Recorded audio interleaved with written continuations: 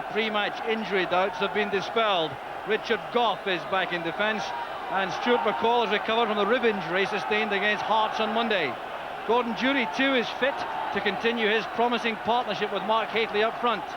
This will be a brand new experience for a very seasoned international player who has already scored 3 times in just 6 matches since his £1.2 million transfer from Tottenham Hotspur. And the referee this afternoon is David Syme from Rutherglen, who retires at the end of this season after 21 years at Grade 1. So this is likely to be his last Old Firm match. Well, the capacity, 48,000 crowd, still to settle as the buzz of anticipation goes around the ground for the traditional Nerdy Old Firm match. And Rangers getting the ball back to Ali Maxwell early on. Richard Gough's header gave him an early touch to the ball. He's been involved now in 3 Old Firm matches. Maxwell, a win, a defeat and a draw all this season. There's Peter Grant with the clearance. So Celtic settling to the familiar pattern now. Peter Grant at right back, Gillespie and Dubček in central defence with Tom Boyd at left back. 4 across the middle. A run there from Mikhailchenko, and Pat Bonner had that well under control.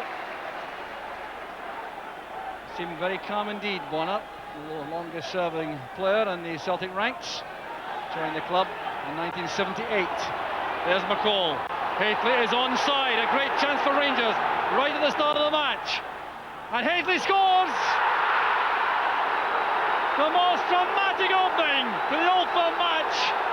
It's goal number 21 of the season, and it's scored in just 58 seconds. Rangers supporters jubilant. The Celtic defence think that Hateley was offside. Here we see it, John. We don't get the proper angle, but Mark Hateley, very composed, brings it back on his left foot, plenty of time, looks up, knows exactly what he wants to do, and there it is in the net. Well, there's the pass from Stuart McCall, and it did appear as though Hateley started from position in line. The linesman below is George Kerr, was perfectly positioned to assess that, and he waved play on. So it's a hectic start to the match. So here's Hateley again. The pass is intercepted by Gillespie. There's Stuart McCall, whose pass opened up the Celtic defence, which was pushing forward, and that's certainly been a practice under Lou Macari to try and push the defence forward and squeeze the game in the middle of the field, but his defence was caught out that time. So here's John Collins now against Stephen Presley, playing at right back at the start of the match. Gary Stevens at left back.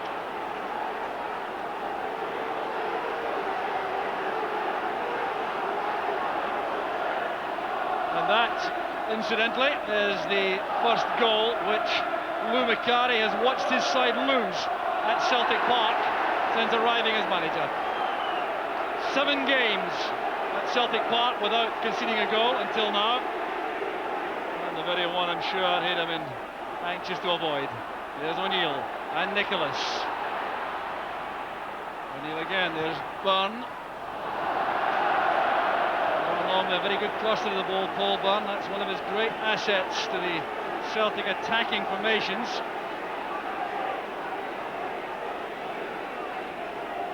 So the settling in process has not yet been completed for either side as Durie breaks there. That's great play. Neil Murray's in the clear.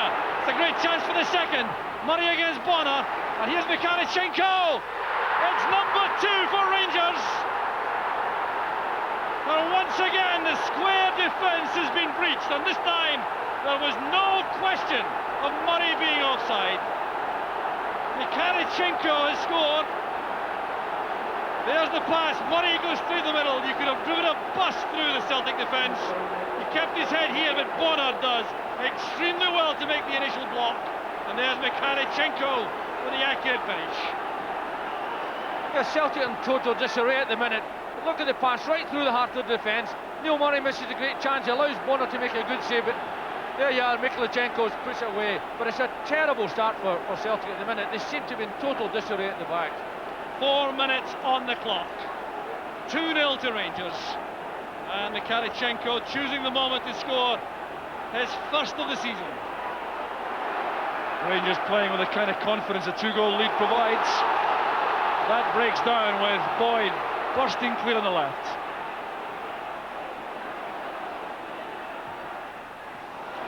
Not a bad effort.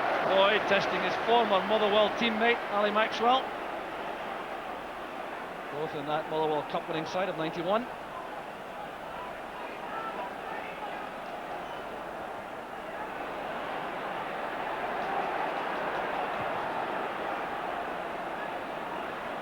Presley's header. Well, there could have been an offside flag there, I'm sure, against Gordon Jury. Tom Boyd making that point to the linesman.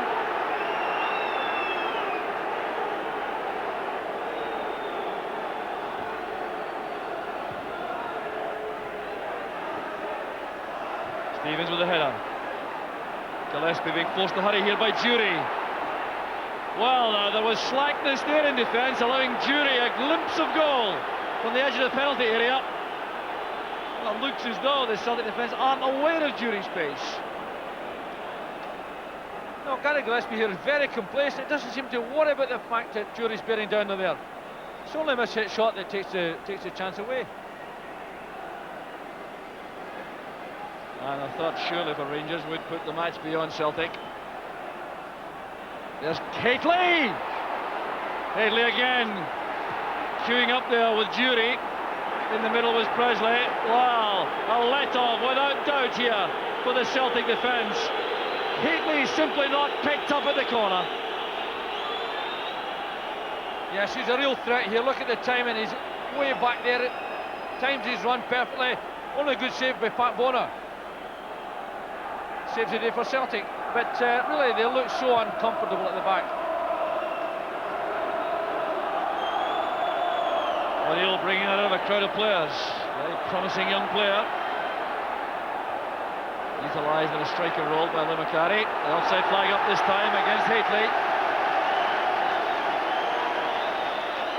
Well, every time the ball reaches the Rangers front two, you can sense the tension around the Celtic supporters.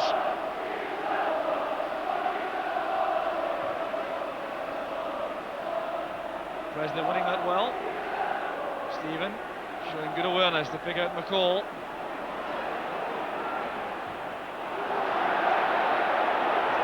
Warner forced to play that out for a throw to keep pressure on the Celtic defence. And so far, all the honours going Rangers' way. Presley forward. Jury's layoff. There's McCall. Now Hately. That was for Jury. Didn't quite read that. A little backheel pass.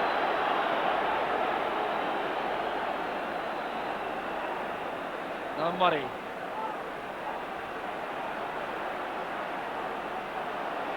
Earning a throw off Peter Grant.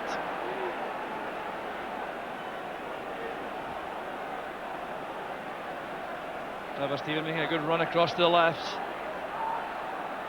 Tackled by Collins, advantage allowed with Rangers in possession. There's Hately again, now Jury! And the third score by Mikhailichenko!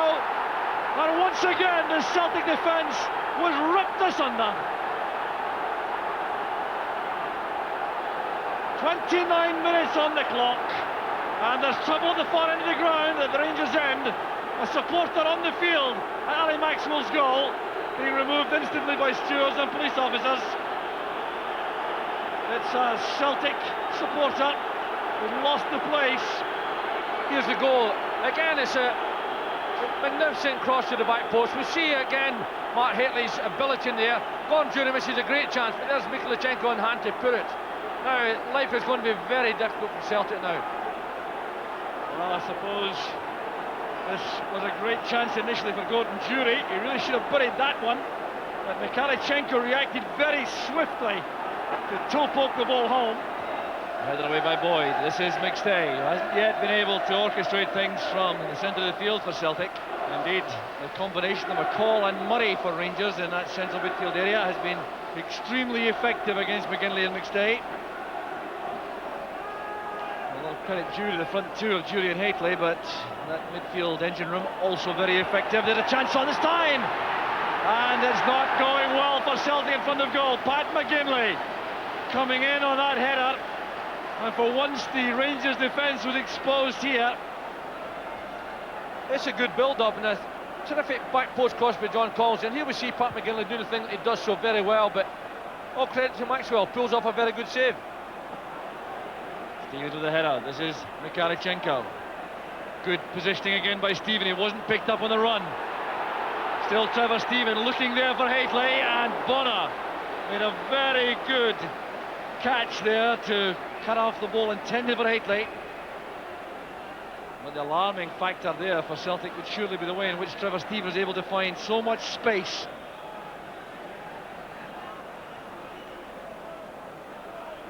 And Jury going in late there. That was a reckless one. Peter Grant was the victim. Well, Jury, in the light of his earlier warning to the referee, shed fortune, I think, to escape more serious punishment there.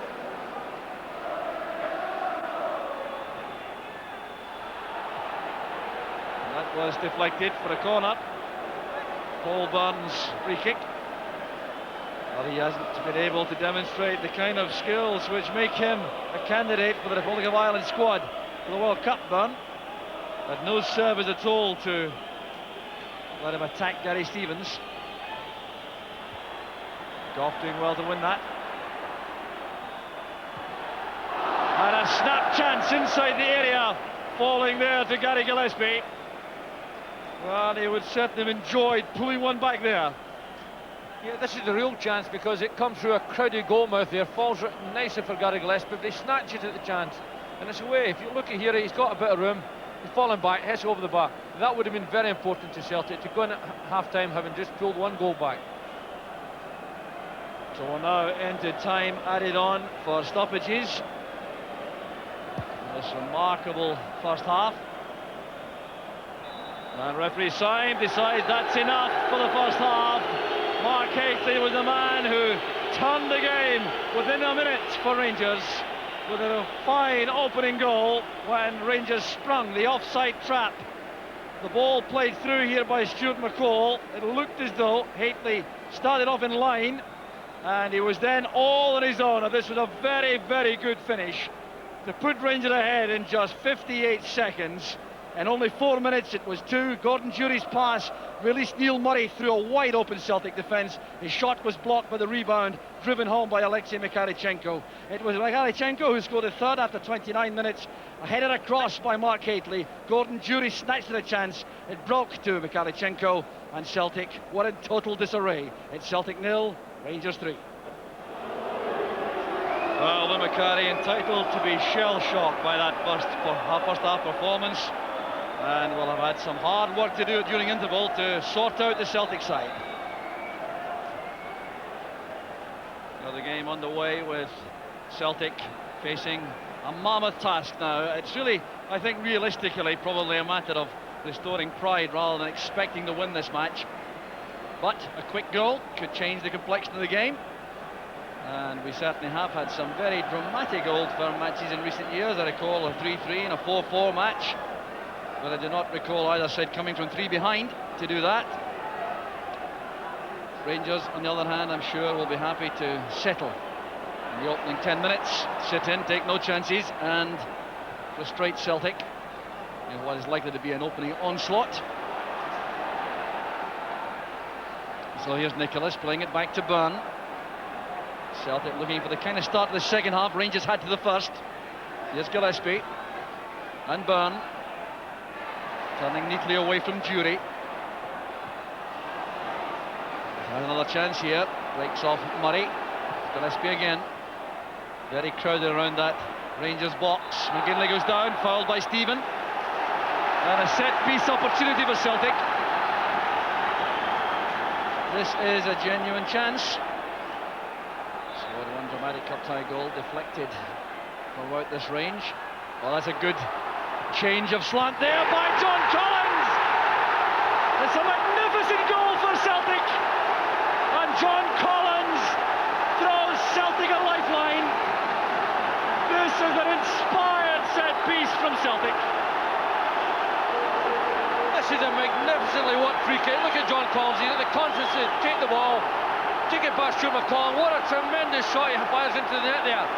That's a real lifeline for Celtic now. Well, now, the only real chance Celtic had was to score early in the second half. They've done that. And of course, one more would give us the most incredible Old Firm derby. But that rehearsed set piece performed to perfection by Celtic and by Collins in particular. The goal coming inside 2 minutes the second half, 1 minute 45 seconds for John Collins to score his 4th goal of the season. And pride restored instantly for Celtic, and hope on the Celtic bench. Here's Jury, looking for Haitley through the middle. Here's Jury now, one-on-one here with Gillespie. He was forced wide on the angle by good defending from Gillespie. But once again, possession yielded much too easily from the Celtic point of view there. The Rangers front two. Stevens gives that straight to McStay. This is Byrne. McStay again, trying to take the ball past John Brown. Couldn't quite make that.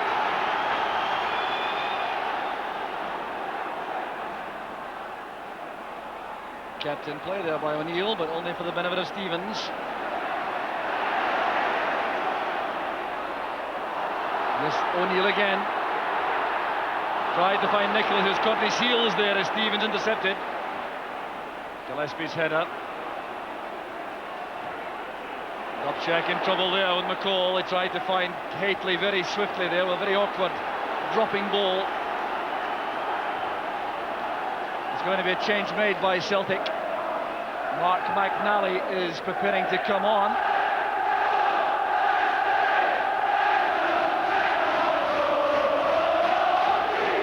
There's Mark McNally waiting to enter the arena. Not yet clear who's coming off.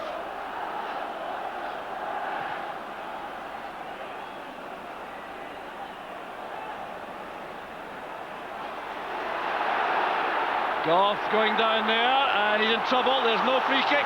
Goff complaining bitterly. Played across there to the penalty area. Nicholas couldn't turn quickly enough. And Paul McStay had the shot, which is blocked inside the area. Kept in there by Haitley. He's given it away to Celtic though again. They're in full cry now, trying to get back into the game fully with a second goal. That's swept away by Presley.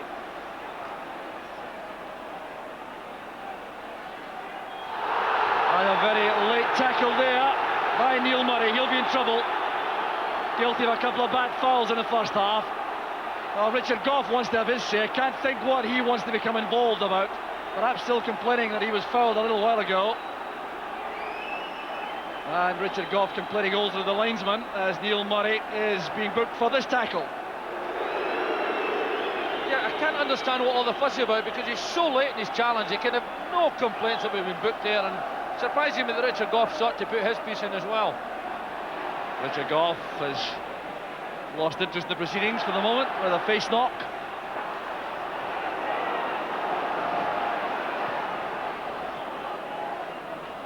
Byrne robbed rather easily there by Mikhalichenko. So Richard Goff now sprinting down the tunnel. Wants to be waved back on as Nicholas sets off with a shot! It's off the upright. What a difference that might have made. So chase on here. Haitley's got the ball because Dubček's pulled a muscle. Wow, what drama there at both ends. Charlie Nicholas in the first instance, and then a chance for Haitley. This is real vintage Charlie Nicholas. Controls the ball, turns away from John Brown, looks up, sent a delightful bending shot there. Well, a little bit of luck that perhaps Ali Maxwell deserves. but that would have made a real difference to Celtic, certainly would have done. Determined play by Grant, gets the ball to Byrne.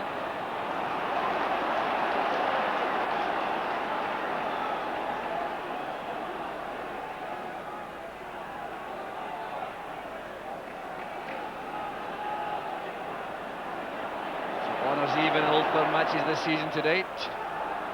One victory apiece, one defeat apiece in a draw. Now it's all Rangers' way as McCall got across the bows of Grant, invites him to make a rash challenge, which he doesn't. Clever Stephen made a good angle there. Still retains possession, has to show his strength as well. He's lost out though to Collins. Tigerish tackling there by Collins. The shade overzealous. Well, there's no way in which Collins is 10 yards away when that free kick was taken, but play continues. That's Presley. Stephen again. Jury with McNally. Good tackle by McNally.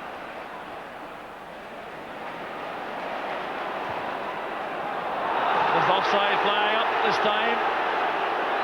And it's Wayne Biggins who was caught.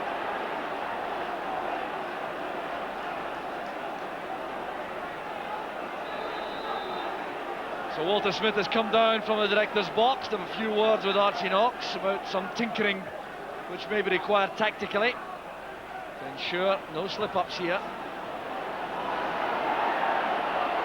Goff's in trouble. That's a blatant foul by Goff.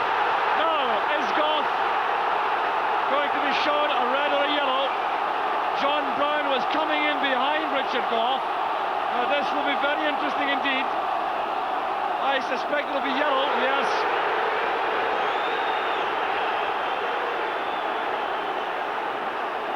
Yeah, there's no doubt that Richard Goff pulled him down. Well, what we can't see in actual fact if he was the last defender. But difficult one for the referee, and he's chosen to give him a yellow card. Well, looked as though John Brown may be coming in behind. But a controversial moment, and the Celtic supporters not at all happy about that. Mikhailchenko battling hard, he really has been so determined in this match, Mikhailchenko. Sometimes criticised by Rangers supporters for apparent lack of conviction. So here's that Richard Goff incident now. John Brown over behind him now. The ball bouncing off the head of Richard Goff. Nicholas in behind him. Well, now that's very arguable. Tom Boyd playing into a gap. Biggins plays it across. That's McCall's clearance. Curie withstanding a hefty challenge there from Gillespie and releasing Mikhailchenko on the left. That was intended for Haitley. Had it beaten Peter Grant, I think Celtic might have been exposed. Here's Mikhailchenko again. Stephen. Met swiftly there by Boyd. Supporting player for Rangers is Presley. This is Jury. Strong enough and quick enough to go past Gillespie. There's Kuznetsov. That's the fourth! That settles it all right. Oleg Kuznetsov with that dipping volley. There are just 14 minutes left for play. Well, the Celtic defence never entirely happy here either. Well, we certainly know that Kuznetsov's got shooting power, but what a strike here, because he's under a bit of pressure and he hits a tremendous volley right onto the bottom of the net. But there you are, you see again, Celtic defenders can perhaps just be that bit slow in getting out to him, but nevertheless, I don't think Pat Bonner would even see that ball until it came near him. Brown's header. That's McGinley. Mikhailchenko. McCall. Taken late there by Paul McStay. It'll be a booking for the Celtic captain. Well, they've a rare old battle in midfield, these two international teammates, McCall and McStay. Yeah, they really have had a battle, and there's not been an awful lot of mercy shown. I think, in actual fact, Paul's just a little bit unlucky there, because I don't think his tackle was all that dangerous or all that bad. He just mistimed it slightly, but I don't think it was an intentional foul. Referee Syme choosing to show the yellow card. An offside flag up against Jury on the far side.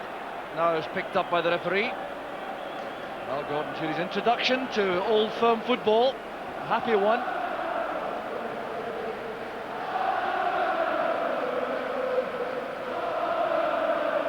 Collins forward. Goff tidying up, going across to Holt Charlie Nicholas.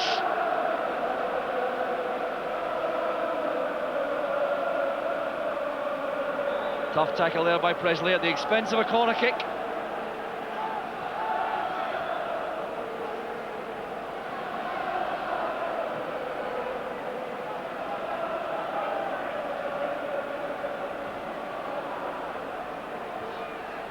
Chance on there for the second for Celtic. They're turned in there by Charlie Nicholas. The header from Mark McNally did all the damage, and the Rangers defence was certainly caught napping here. It's a well hit corner, but look at Mark McNally gets up well in amongst defenders, and there's Charlie Nicholas in the right position, put the ball back in net to make a game of it again. Well, this sets up an incredible finish here. There are about 8.5 minutes left for play. McNally with a very good header, and Nicholas not picked up at the post there. It's 4-2 now to Rangers, and Celtic 1 goal away from the possibility of a dramatic finish. Well, how they must be regretting losing that goal to Kuznetsov. Offside flag it up against Haitley.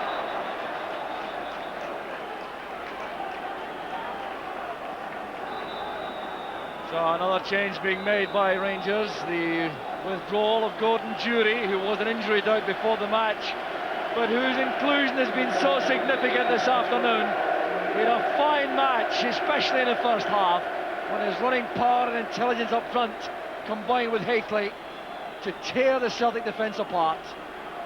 So Jury goes off, applauded by his teammates. Peter Houstra comes on.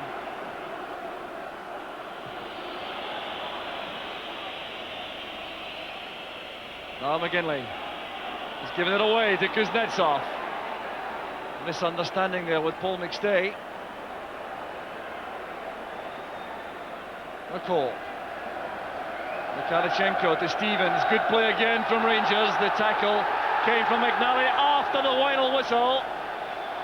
The game is over. Rangers the winners by 4 goals to 2. But the game effectively won and lost in that dramatic opening 4-minute spell when Rangers scored twice. John Collins scored a sensational goal at the start of the second half to set up a fight back, which was eventually killed off by Oleg Kuznetsov, driving home the 4th for Rangers in 76 minutes. Nicholas with a consolation 8 minutes from time, restoring some pride to Celtic, but the honours belong to Rangers. It's Celtic 2, Rangers 4. It's always a bonus to be 2 up after 4 minutes, but did the overall performance give you some additional pleasure? Well, certainly the best we've played for a long while in terms of defending. The first half hour, I felt that after we scored the third one we maybe got a little bit casual and we allowed Celtic a couple of chances just before half time. But in the opening spell of the game, I felt we played very well. You know, back was tight. Our midfield players were winning a lot of the ball there, and they were getting the ball through to the front players, who were causing them a few problems by, you know, running beyond them at that stage of the game. And I did feel that that was probably as well as we played for a long while. Are you pleased with the contribution made so far by Gordon Jury? Yes, I think it takes any player a little bit of time to settle into his surroundings. It takes him a little bit of time to form a partnership with whoever he's playing with. And I think him and Mark are now beginning to settle in together. And they're getting a number of goals. The gaffer says at half time it's always difficult in these games, even at 3-0 up, and that it's never over. And give Celtic their due, they come out early doors second half, and the early goal really perked him up a bit, but we managed to weather the storm for the first 10 or 15 minutes after that, and I think that was important in the game. In overall circumstances, you played at Tottenham, you played at Chelsea, you've played international matches, World Cup matches. How did this compare? The atmosphere was all what I expected to be, and I think the result just makes it a special day for me. What about the atmosphere now in the Rangers dressing room? Because there's some doubts expressed. The home form hasn't been good, and yet away from home you do well. That's right, a lot of people were writing us off and that with injuries and whatever that we had, but we were never going to make that excuse. We've got a quality squad at Ibrox and whatever, and I think we showed it today, and obviously the boys are delighted in the dressing room. It's a special relish for the new year. It's a nice way to start, and long may it continue.